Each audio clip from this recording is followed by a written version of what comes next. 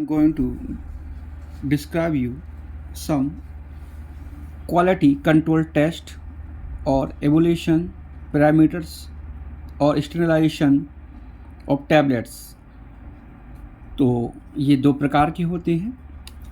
First है non official test और second है आपका ऑफिशियल टेस्ट। जो नॉन ऑफिशियल टेस्ट के अंदर आता है जनरल अपीयरेंस टेस्ट और ऑफिशियल टेस्ट के अंदर आपके आते हैं hardness test, friability test, weight variation, API percentage test मतलब active pharmaceutical ingredients test. Fifth है कंटेंट यूनिफॉर्मिटी। 6 नंबर का है परसेंटेज वेट गेन इन कोटेड टैबलेट। 7 है thickness of film in coated tablets. 8 है डिजोल्यूशन और लास्ट 9 है आपका डिसइंटीग्रेशन टेस्ट। तो 2000 है ऑफिशियल टेस्ट होते हैं, हमें इनके नाम याद रखने हैं, कई बार पूछ लिए जाते हैं। जनरल अपीयरेंस टेस्ट, जो जनरल अपीयरेंस रिक्वायर होती है वेस्ट टू बैच यूनिफॉर्मिटी और कंज्यूमर एक्सेप्टेंस के लिए। इसके अंदर 3 प्रकार के पैरामीटर्स आते हैं आइडेंटिफिकेशन मार्किंग, सेकंड है ऑर्गेनोलेप्टिक प्रॉपर्टीज़, थर्ड है size and shape, you can say thickness. तो आइडेंटिफिकेशन मार्किंग के अंदर क्या होता है कि manufacturing company use unique marking and colour to rapid identification of the product. जो मैन्युफैक्चरिंग कंपनी होती है वो क्या करती हैं कि आपका यूनिक कलर और आइडेंटिफिकेशन जो मार्क जो होते हैं उनका यूज करती हैं। जैसे कोई आपका आइडेंटिफिकेशन मार्किंग के अंदर कोई सिंबल हो सकता है, कंपनी का नेम हो सकता है, प्रोडक्ट कोड हो सकता है, प्रोडक्ट नेम हो सकता है, जस्ट लाइक दिस। ये टैबलेट है, इसके अंदर एक सिंबल बना हुआ है एस, तो ये उसकी कंपनी का नाम भी हो सकता है और प्रोडक्ट का नाम हो सकता है। ये एक आपका साइन है जो कंपनी का अलग अलग होता है, तो इससे कंपनी का आइडेंटिफिकेशन करने में मदद मिलती है।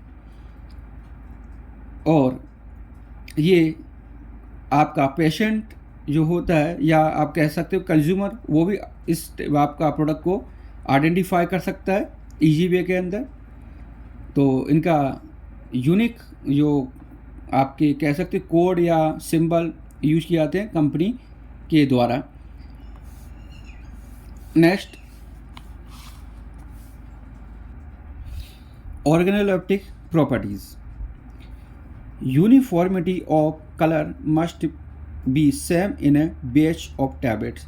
जो एक टैबलेट्स का बैच होता है उनके अंदर यूनिफॉर्मिटी होती है, होनी चाहिए कलर के अंदर।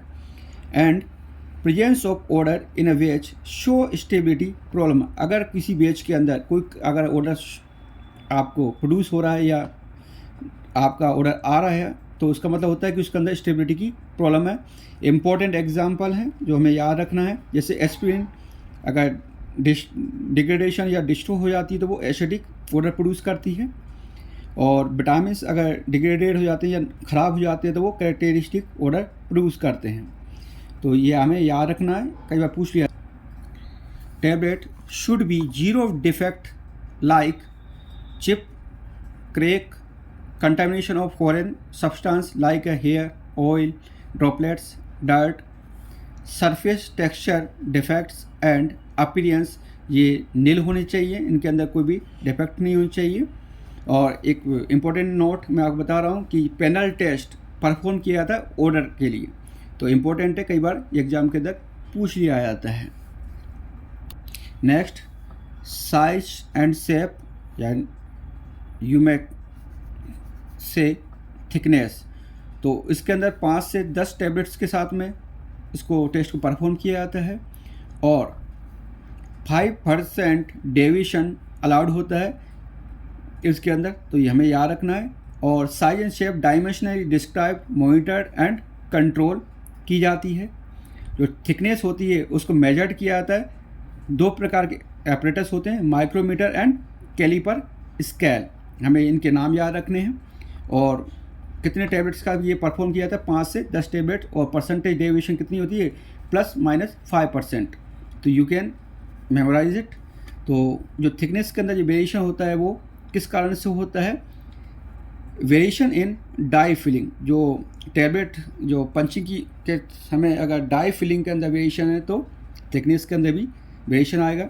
Particle size distribution, particle size distribution अगर यूनिक नहीं है तो इसके अंदर भी आपका प्रॉब्लम क्रिएट होगी थिकनेस के अंदर। और पैकिंग ऑफ ग्रैन्यूल्स, जो ग्रैन्यूल्स की पैकिंग अगर प्रॉपर नहीं है तो वो आपका थिकनेस के अंदर वेरिएशन शो करती है।